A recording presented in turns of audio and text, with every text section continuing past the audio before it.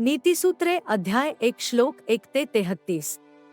हे शब्द म्हणजे दाविदाचा मुलगा श्लमोन याची शहाणपणाची शिकवण आहे. तो इस्रायेलचा राजा होता. लोक शहाणे व्हावेत आणि त्यांना योग्य गोष्ट कोणती ते कळावे म्हणून हे शब्द लिहिले गेले. या शब्दांमुळे लोकांना खरे शिक्षण समजण्यास मदत होईल. हे शब्द लोकांना जगण्याची सर्वोत्कृष्ट पद्धत शिकवतील.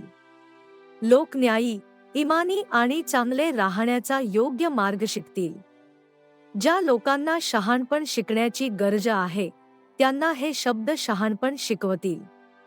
तरुण माणसे या शब्दांपासून शिकू शकतील.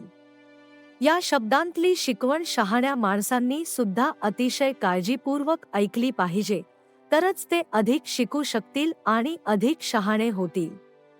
आणि जे लोक चांगले वाईट ओळखण्यात तरबेज आहेत त्यांना अधिक चांगले समजू शकेल.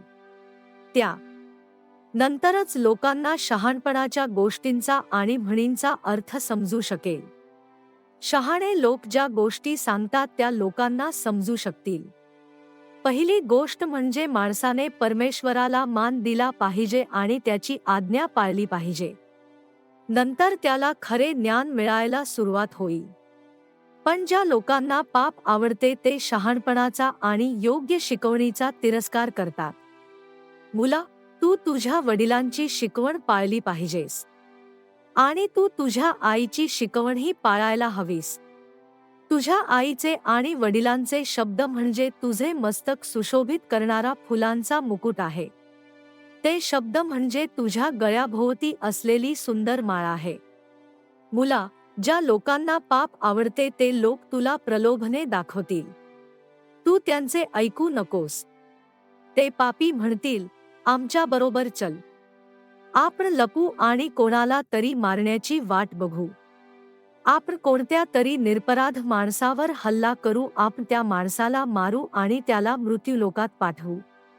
आपण किमती वस्तूंची चोरी करू.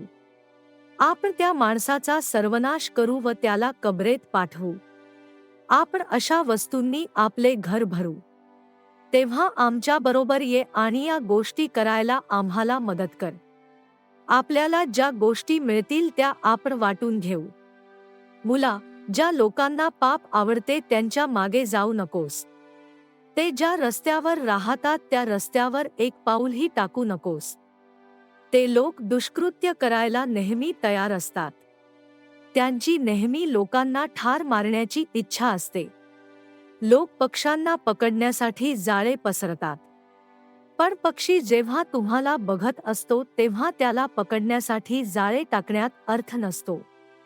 ते वाईट लोक लपतात व कोणाला तरी मारण्यासाठी वाट बघतात, पण खरोखर तेच त्या सापळ्यात अडकतील. त्यांच्या सापळ्यामुळे त्यांचाच नाश होईल. आधाशी लोकांचे असेच असते. ते नेहमी दुसऱ्यांच्या वस्तू घेतात. त्या वस्तूंनीच त्यांचा नाश होतो. ऐक, ज्ञान रूपी स्त्री लोकांना शिकवायचा प्रयत्न करीत आहे. ती रस्त्यात आणि बाजारात ओरडत आहे. ती गजबजलेल्या रस्त्याच्या कोप्यावरून बोलावत आहे. लोकांनी तिचे ऐकावे म्हणून शहाच्या दरवाजाशी प्रयत्न करीत आहे. ज्ञान रूपी स्त्री म्हणते, तुम्ही लोक मूर्ख आहात. तुम्ही आणखी किती काळ मूर्ख गोष्टी करीत राहणार आहात? तुम्ही ज्ञानाची थट्टा किती काळ करीत राहणार आहात? तुम्ही ज्ञानाचा किती काळ तिरस्कार करणार आहात? तुम्ही माझ्या सल्ल्याकडे आणि शिकवणुकीकडे लक्ष दिले असते तर मला जे माहीत आहे ते सर्व मी तुम्हाला सांगितले असते. मला जे सर्व माहीत आहे ते तुम्हाला सांगितले असते. मी माझे सर्व ज्ञान तुम्हाला दिले असते. परंतु तुम्ही माझे ऐकायला नकार दिला. मी मदत करायचा प्रयत्न केला. मी माझा हात दिला. पण तुम्ही माझी मदत झिडकारली. तुम्ही दूर गेलात आणि माझ्या सल्ल्यांकडे दुर्लक्ष केले. तुम्ही माझे शब्द स्वीकारायला नकार दिलात. म्हणून मी तुमच्या संकटांना हसेन. तुमच्यावर संकटे आलेली पाहून मला आनंद होईल. मोठ्या वादळांप्रमाणे तुमच्यावर मोठी संकटे येतील. जोरदार वायाप्रमाणे तुमच्यावर समस्या आघात करतील. तुमची संकटे आणि दुःख तुम्हाला खूप मोठ्या ओह्यासारखे वाटेल. या सर्व गोष्टी घडतील तेव्हा तुम्ही माझी मदत मागाल. पण मी तुम्हाला मदत करणार नाही. तुम्ही मला शोधाल पण मी तुम्हाला सापडणार नाही. मी मदत करणार नाही कारण तुम्हाला माझे ज्ञान नको होते.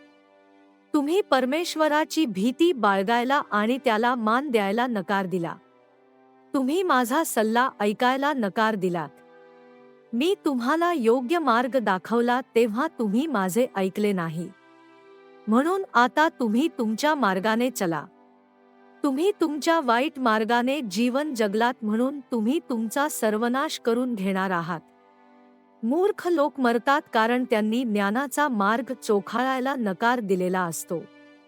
त्यांचा मूर्ख मार्ग चोखाळण्यात त्यांना आनंद मिळतो आणि त्यानेच त्यांचा नाश होतो. परंतु जो माझी आज्ञा पाळतो तो सुरक्षित राहतो. तो समाधानी असतो. त्याला वाईट गोष्टींची भीती बाळगायचे कारण उरत नाही. नीतिसूत्रे अध्याय 1 श्लोक 1 ते 33.